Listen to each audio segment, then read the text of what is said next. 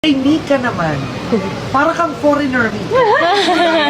Kasi po galing ako sa States, tapos... Sosyal. Char!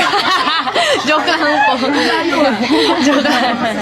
Joke lang. From Bicol to Pero I was born in Cebu, tapos yun, from then on, palipat-lipat kami ng lugar. So, pag tinatanong po ako kung saan po ako galing, hindi ko rin po alam. Anong sasagutin. Get ready to rumble!